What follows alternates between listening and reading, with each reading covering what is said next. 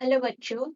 Let's say this question. The question says two waves are represented by y1 is equal to 5 sine 2 by 75t minus 0.25x and y2 is equal to 10 sine 2 by 150t minus 0.50x. So the intensity ratio I1 by I2 of the two waves is, these are the four options. So first of all हम यहाँ पे की concept use करेंगे.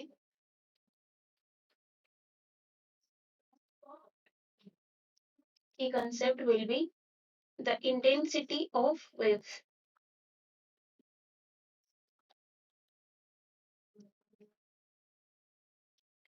Intensity क्या है?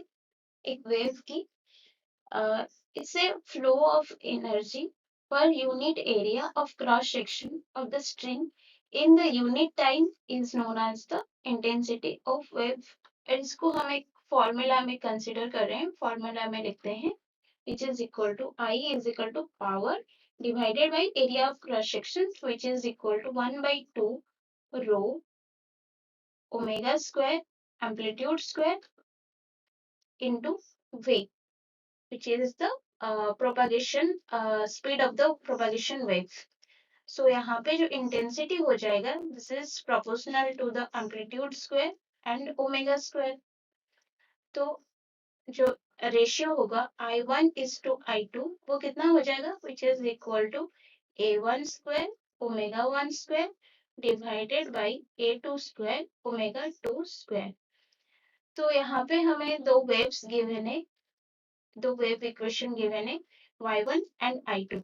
जैसे कि हमें पता है हमारा स्टैंडर्ड वेव इक्वेशन क्या होता है. Standard wave equation, standard wave equation क्या होता है which is equal to इसको हम लिख सकते हैं इस तरह y is equal to a sin omega t minus kx. ये हमारा स्टैंडर्ड वेव इक्वेशन है.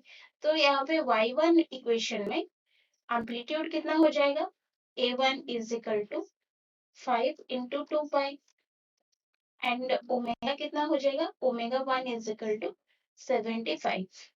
तो इन दोनों इक्वेशंस को, इसको इक्वेशन 1 और ये दोनों इक्वेशन को हम कंपेयर करेंगे तो हमें एम्पलीट्यूड और ओमेगा मिल जाएगा. देन सिमिलरली y2 इक्वेशन में इस दोनों इक्वेशन को y2 इक्वेशन और ये इक्वेशन 1 को हम कंपेयर करेंगे तो हमें एम्पलीट्यूड a2 मिल जाएगा कितना 10 into 2 pi और omega t omega 2 which is equal to 150. तो ये हमें मिल गया यहाँ पे. सो ये वैल्यूज को हम रेशियो में पुट करेंगे तो I1 by I2 हमें मिल जाएगा which is equal to A1 की जगह हम पुट करेंगे 5 into 2 pi divided by यहाँ पे A2 की जगह हम पुट करेंगे 10 into 2 pi इसका whole square. Then omega 1 by omega 2 का whole square.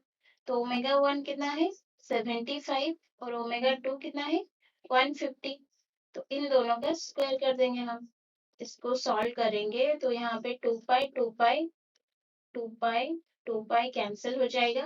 5 divided by 10 which is equal to 1 बाई 2 इसका whole square. Then 75 divided by 150 ये कितना हो जाएगा 1 बाई 2 का होल स्क्वायर.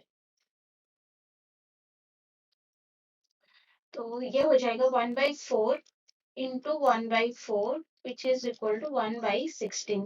तो यहाँ पे हमें जो रेशियो मिल गया I1 by I2 which is equal to 1 by 16. That means 1 is to 16. This is the ratio of the of two intensities.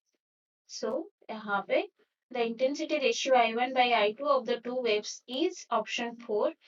1 is to 16 is the correct answer. Hope you understand it well. Best of luck.